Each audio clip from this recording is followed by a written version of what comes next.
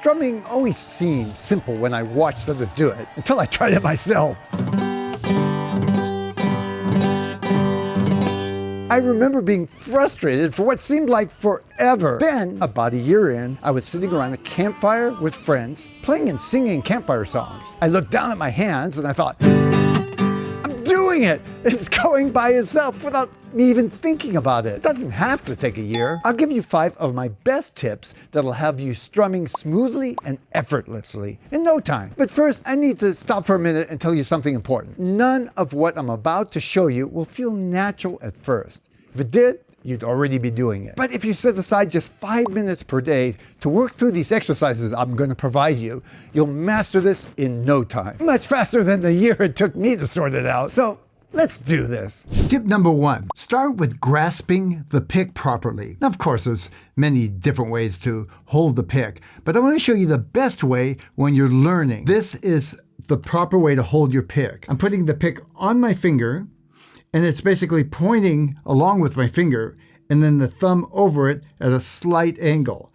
When I hold the pick next to the guitar, it's going to be pointed at the guitar. This makes it easier to get a smooth strum because you have real flexibility in the wrist going up and down.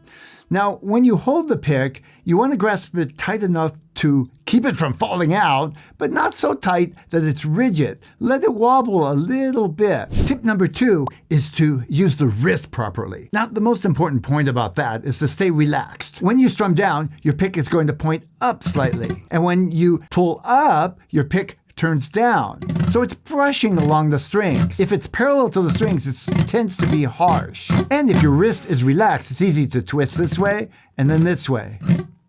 Now, the motion when you strum is a quick, think of it sort of like flicking water off your fingers. That'll make for a nice brush sound. As opposed to tip number 3 is to get the proper motion. Now, I get a lot of questions like how many times do I go down and how many ups on this strum? That's the wrong way to think about it. Basically, your arm should be going up and down all the time. You're going to decide if you skip the strings or not.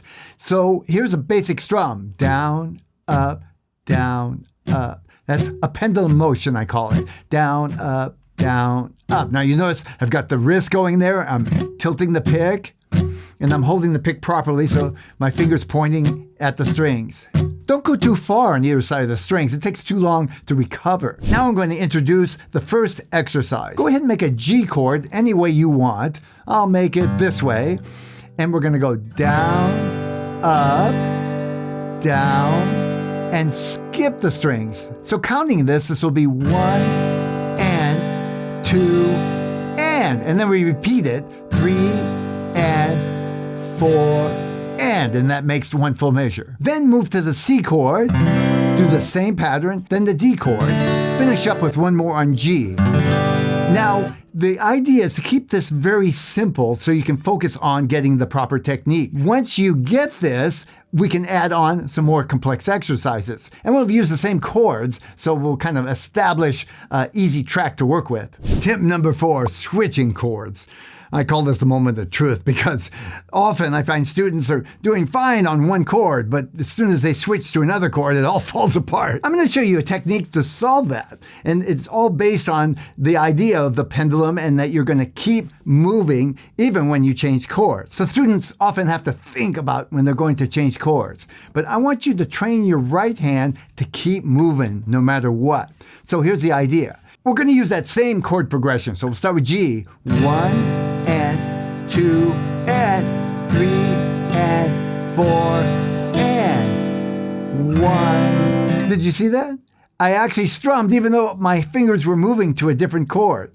It sounds weird right now, but when you're strumming fast, no one will notice. 1.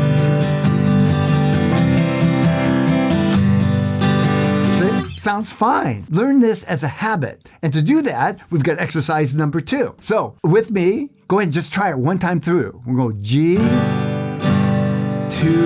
and 3 and 4, and take your hand off and switch to the next chord. C, 2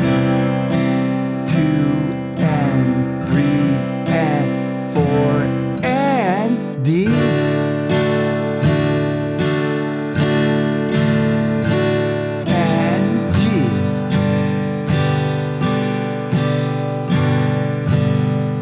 This will prepare you for the next exercise. Tip number 5. Most beginners strum all the strings on one direction and then all the strings on the way up.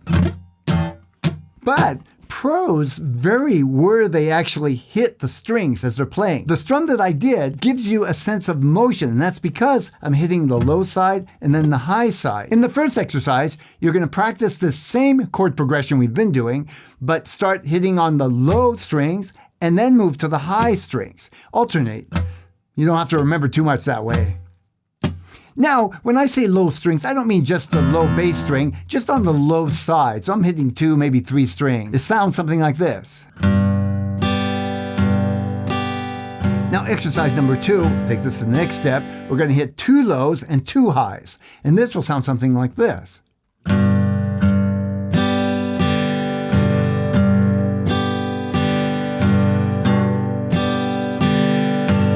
Now, you'll notice I wasn't really paying attention to hitting exactly 2 or 3 strings. Now, exercise number 3 takes it to what it sounds more like what a normal strum would be. Low, high, high, high, low, high, high, high. And of course, I'm relaxing my wrist and pointing my pick at the strings, brushing along the strings. Now, I have a bonus strum, and I only encourage you to do this once you feel comfortable with the first 3 exercises. This is actually a real strum that I would use. I'm going to go low, high, high, high, skip, high, high, high.